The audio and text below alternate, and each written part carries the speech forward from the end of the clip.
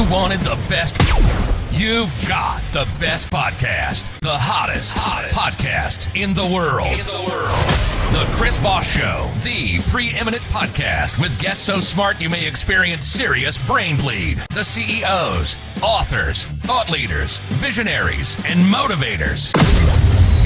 Get ready. Strap yourself in. Keep your hands, arms, and legs inside the vehicle at all times, because you're about to go on a monster education roller coaster with your brain. Now, here's your host, Chris Voss. Hi, folks. It's Voss here from thechrisvossshow.com. Ladies and gentlemen, there are latest things that makes it official. Welcome to the show. We certainly appreciate you guys being here. As always, for 16 years, we've been bringing you the Chris Voss Show and over 2,200 episodes. That's just 2,200. I mean, who's counting really when it comes down to it? The CEOs, the billionaires, White House presidential advisors, the governors, the congressmen, all the wonderful people we bring to you on the Chris Voss Show who share their wonderful stories of life, their journeys, and all that good stuff. Today, we have an amazing young man on the show. He's a multi-book author, and we're going to be talking about his latest books. They're kind of, well, this one right here is going to be kind of Christmassy. We're going to talk about that and some of the other things that he does. The book is entitled The Truth About the Tooth, The Beginning Santa and His Number One Elf by Barry Fillier. We're going to be talking with him on the show about his book series, his multi-book series, I should say, and all that good stuff. He's also known as Bear Fillier. He's a self-published author of children's books about the tooth fairies and how they turn the teeth into fairy dust and where they get the money to put under the pillow. He's not a dentist, but he is a Canadian motion picture pioneer, which means he's been in the film industry for over 50 years. He worked with distribution and marketing, contracting films to play in theaters across Canada, representing studios such as Paramount, MGM, 20th Century Fox, Columbia Pictures, and independent film distributors in managerial positions. Some of the films he represented were The Godfather, 9 to 5, working 9 to 5. Now it's stuck in my head. Stir Crazy, and In Praise of Older Women. In addition, he operates his own company in the video retail market, supplying video stores with support products. Welcome to the show, Barry. How are you? I'm good. Yourself, Chris? I am excellent as well. I'm just ready for Christmas here at this point, 2 days away. Give us your .coms. Where do you want people to find out more about you on the interwebages in the sky? www.tooth, T-O-O-T-H, or dash Trooth, Trooth.com, or they can look me up on YouTube and see all my videos and other information and interviews. So give us the 30,000 overview. What's inside this new book? This new book? It's about how St. Nicholas became Santa with the help of the tooth fairies. And he arrives home one morning, is how it opens, and greeted by his number one and only elf, Lorenzo, who happens to be Italian. And they start discussing about the fact that as time goes by and more villages have children and he wants to visit all of them, that it's going to be impossible. So he suggests that they go to fairyland and meet with Mother Nature and the fairies of the forest. Mm-hmm. Lorenzo, being Italian, pronounces St. Nicholas with an Italian accent, Santa Niklaus. Santa Niklaus. Yeah, so it sounds like Santa Claus. So at the end of the story, the tooth fairies interpret that as Santa Claus.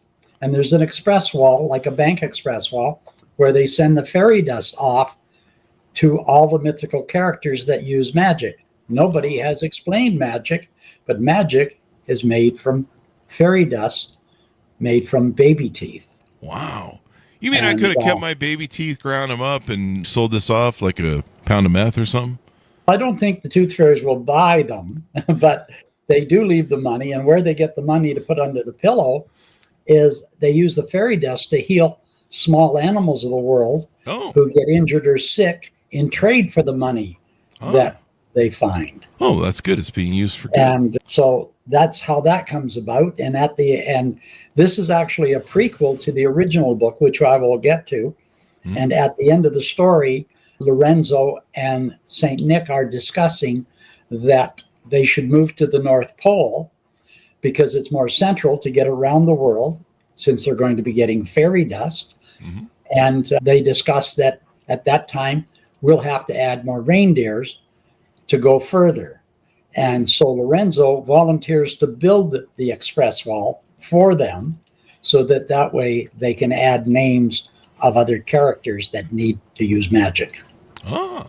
So you kind of explain how all these different parts and characters work together, huh? Yes. Yeah. And the characters in the books are, I think they're equal to any of the Disney ones. Mm-hmm. As well. It's kind of cool how that works, and then that explains how Santa gets down the chimney, because he's kind of in a room without a chimney. Oh, I thought he just climbed in through the window, but that's probably but some are apartments, Yeah, so he has to magically appear. We had Santa one year call on the window, but then he took all the presents. That might not have been. I've heard of that. That might have. Maybe when my parents called the police. Anyway, isn't that the Grinch? That's probably the Grinch. Yeah, that's definitely. There's a few of those Grinches running around stealing those Amazon packages off of things. I can also. I'm going to be writing a book about the Grinch. As well. And when I talk to you about the original book, then I can bring that into play. Okay. Tell us about the other books in the series as well. The third book in the series is how Jack Rabbit became the original Easter Bunny. And it happened that Jack was out. He was born in around Easter, and he's out playing and feeding, and he starts to munch on something at the edge of a cliff and falls off the cliff and breaks his leg. Oh, no. Just as that happened, Bucky, one of the tooth fairies, and by the way, all the tooth fairies are named after the mouth, by the way.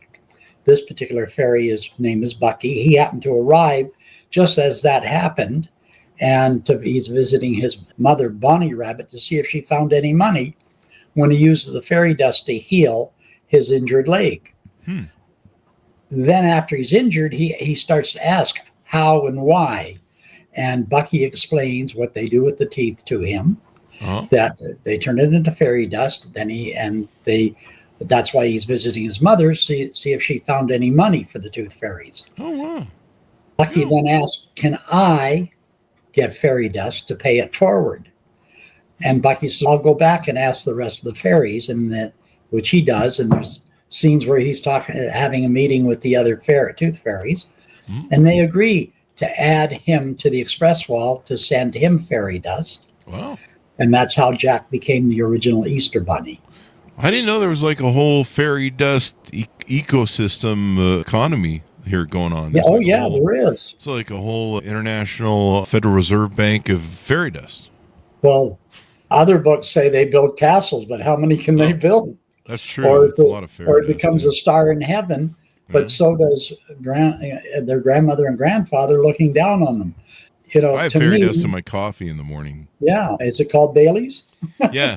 It's good one there. I like that. Thank you. Yeah. It's called Bailey's. If I don't drink it straight out of the bottle. Yeah.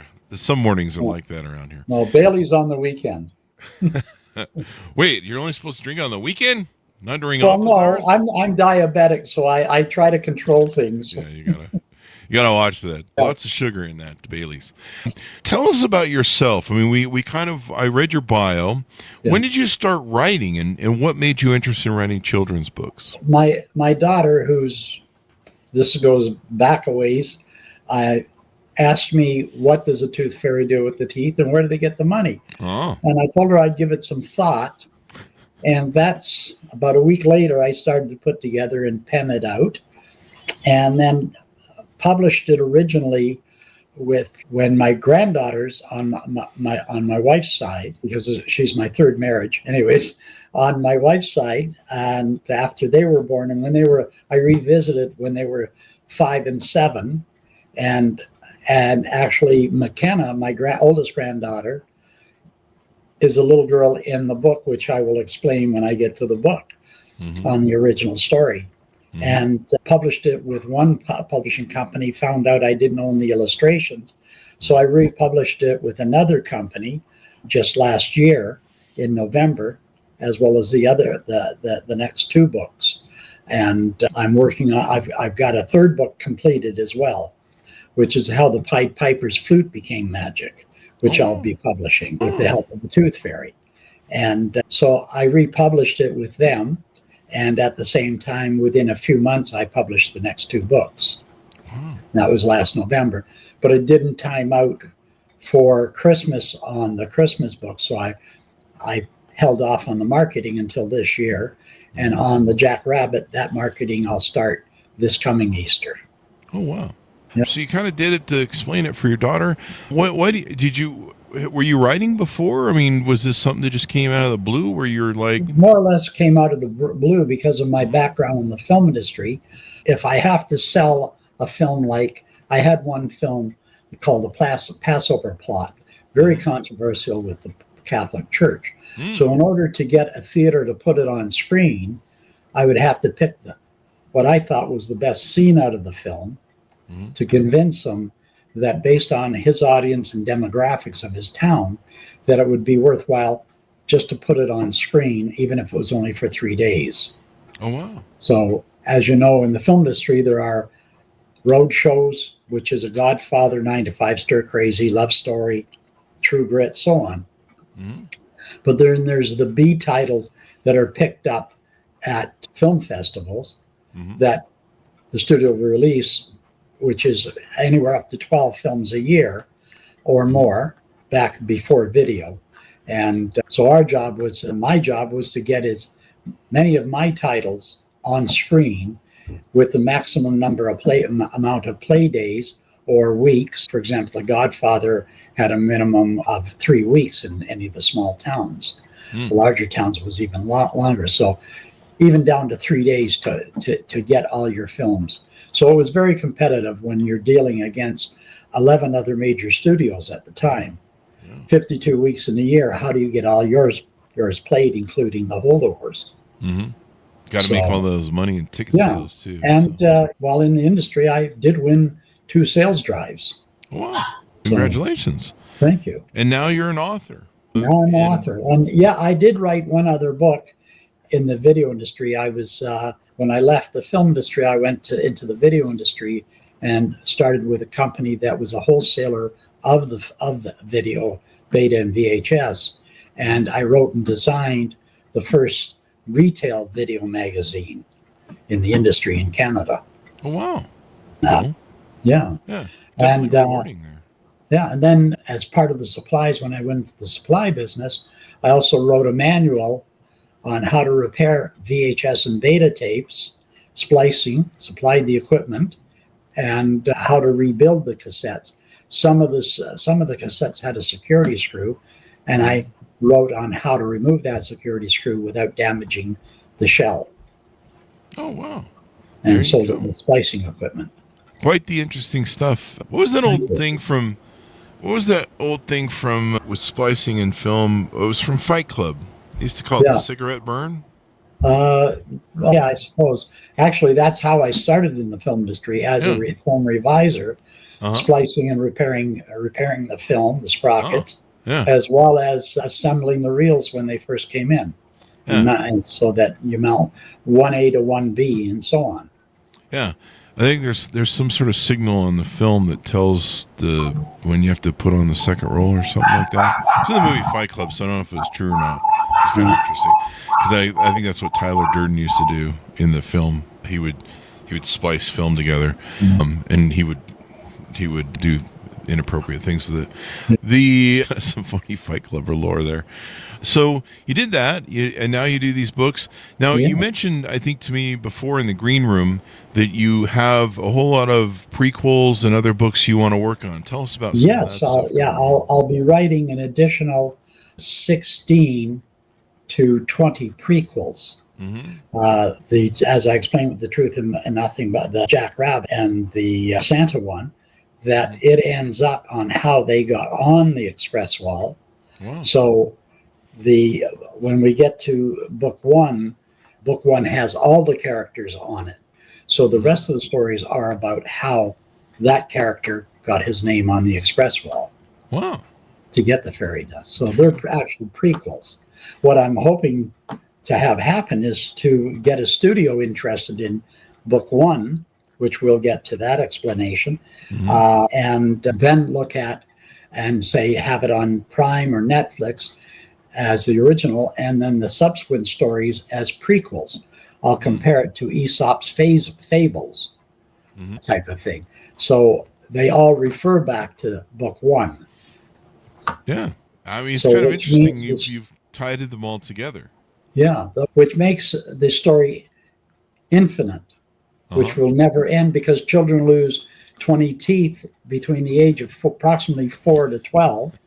And there's a child that loses a tooth every second of the day, or every half second of the day throughout the world. It's a lot of teeth. That's a lot of teeth.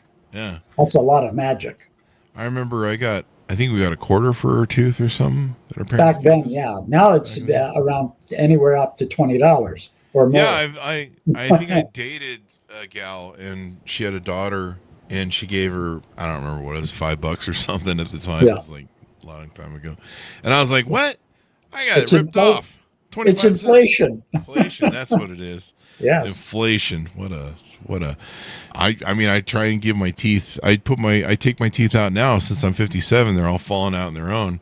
And I put them under my pillow, and no one seems to want adult teeth. Yeah. That's because there's too many teeth that you put under the pillow. Oh, that's kind of Mountain Dew mouth, you know. Yes. It must have been those years of doing meth that probably caught up with me. I don't know. Don't do meth, kids. That's just a joke. I never did that. I know it seems like I did, but like maybe you should do a book series on what they do with adult teeth. Or maybe old people teeth when they pull out your teeth and give you what's it, dentures? You know? No, they just send you home and keep it. They send it to the Tooth Fairy. See, I knew I was getting cut out somewhere by the little man here. I knew there's a racket going on somewhere with these freaking teeth. I was like, I want to know, I want to know who the thing is. I was lucky though. My grandfather, I think it was my grandfather. I'm pretty sure it was my grandfather. He sat me down one time, and I think I was like 12 or 14. He goes, yeah, I'm going to tell you something, but you can't tell your brother and your siblings, because I was the oldest. And he goes, yeah, I should probably warn people. If you have kids listening right now, there's no kids that listen to this show, but I would hope not. Jesus. No. I mean, we have, whatever. I mean, if you have kids, do the ear thing. Say earmuffs. So my grandpa told me that there was no Santa Claus and that my parents were Santa Claus and stuff. And he goes, and I go, oh, really? And he goes, yeah, the Tooth Fairy too. So he told me, he blew the lid on it. And he goes, usually it's a friend that spoils it. Yeah, he told me that, and he goes, don't tell your siblings. I did. Yeah, you told them. I told him. My brother cried like a pansy. He was so upset. He was so turned about it, and I just laughed. And if you knew my little brother, he was kind of a shit kid. I've got one. yeah. He was something about that middle child that doesn't get enough attention and has to act out. It's a middle child thing. So I blew that whole thing up. But I'm glad you've tied it all together. Yeah, I was for a long time. I was like, what is this racket where someone's paying for my teeth? This seems like who's making money here? Where's the angle? Now I look at it from the standpoint that children have great imaginations, and I want to keep that happening or keep that going, because today's children with imagination are tomorrow's inventors, scientists. I won't say politicians, though. Yeah. You'd have to be soulless. I don't know what that means. I'm just picking on politicians. Yes. We have some great politicians that have been on the show, but we only invite the ones that try and be bipartisan, be decent. So what have we talked about in the series? Let's talk about what's coming up, any future books we want to profile. Yes. As I said, the next book, The Pied Piper, is penned. Just the illustrations have to be, I have to break it down for the illustrations per page. If you look at the back of the book, it lists all future Tooth stories, which is Cupid, Frosty, the Snowman, Tinkerbell, the Sandman, Jack Frost, Forest Fairies, Mother Nature, Fairy Godmother, Pinocchio, Wands, Leprechauns, Wizards, Rudolph, Good Witches, Crown Decay, and the Evil Witch, which I'll get to in book 1. In addition, Mother Nature, she's got 4 daughters, so I can write 4 stories. Oh, yeah. I didn't Okay, know Mother just Nature on had Mother 4 Nature. daughters. Yeah. Oh, yeah. Really? Spring, Oh, duh. summer, winter, and autumn. I've met those chicks. See, not many people know about Yeah. her daughters. I'm not into the winter one. She's kind of ugly for Oh, me. okay. I'm not. No, she's Well, not in my style. I used to enjoy winter for snowmobiling and ice fishing. I Yeah. like the outdoors, but getting too old now for that. Yeah, I grew up in California on the beach in Then Santa Monica, and me and snow don't go well no, together. Yeah, no. I don't do skiing either. Ever since that incident with the sheriff's husband, Sonny, I heard about that, and I'm like, yeah, I'm not going in any trees. That's not how I'm going out, man. I In the took snow up too. about 8 years ago, but don't ski anymore. But Yeah. it was fun. I enjoyed it. I live in Utah part of the year, and I mean, people always have ski injuries, especially as they get older. And I'm like, yeah, I'm going to stay home. Yeah. I'm going to sit on the beach somewhere. So yeah, That's I'm not what we into. prefer to do. I'm not Just into sit on the that beach. winter daughter. I avoid her. I blocked all her calls. I don't get any of her Snapchats anymore. Although I do getting my snowblower out and Yeah, there clearing you my go. driveway and the neighbors as There- well. I'll send you my address so you can come over. All right. All the way from Canada. But I like the summer. Summer's my favorite daughter Yes. of Mother Nature. She's my favorite. Unless I'm, Yeah, I I'm like- visiting in Vegas, then it's still different there. I love Vegas. Actually, this relative of mine, the Caesar's Palace was designed after his home in Palm Springs. Really? And he was one of the managers at Vegas, and he got into it with Sinatra. Oh, really? It's dangerous well. work to get into a Sinatra. Yeah, He has yeah. friends, you know. Yeah. He Oh, I had know. friends. But he knew the Rat Pack and all of them. Yeah, such a great story. I miss the days of the mob owning Vegas. You could get a $9 surf and turf. You know, nowadays the corporations just. Oh, the price for a meal is outrageous now. Oh, Although I'd love to go back to Vegas, even if just to visit the Mob Museum. Oh, the Mob Museum is great. uncle. I haven't been in it, but I've passed by it a bunch of times. I need to stop in there and go. But the Mob Museum is really a favorite. You know, I mean, it was such a great time. But you know, it is what it is. The fun part about Vegas is, you know, if you haven't been in 5 years, it's like changes so much. Yeah, no, I haven't been. I used to go down there every year for the Consumer Electronics Show. Yeah. To look for products for the video retail market, as well as to the AVN show because they're video related products, and as well as the Video Software Dealers Association. We had our convention down there as well as in Atlantic City. So I used to enjoy going down for that, and you know, even staying at Caesars, not realizing I had a connection with an uncle to Vegas. Yeah. You're even connected more with CES. So one of my friends is the CEO of CTA and CES, the CES show, Gary Shapiro. He'll be on the 2nd. So what is it? January 2nd, next week. He comes on the show every year for the past 5 or 6 years.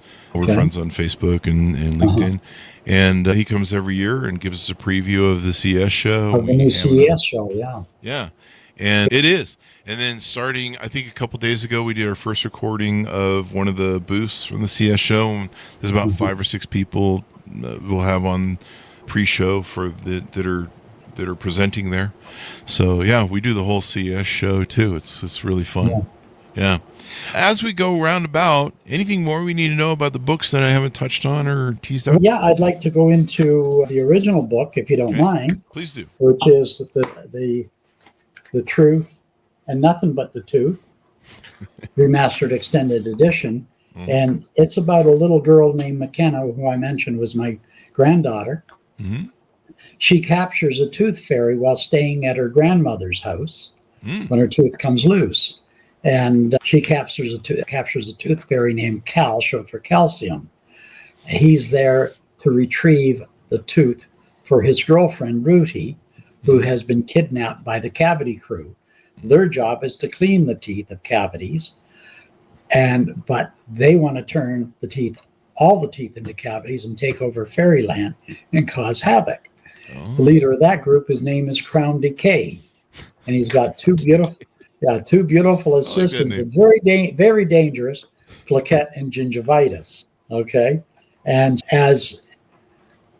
so McKenna insists that he tell her what they do with the teeth and where they get the money, which he explains.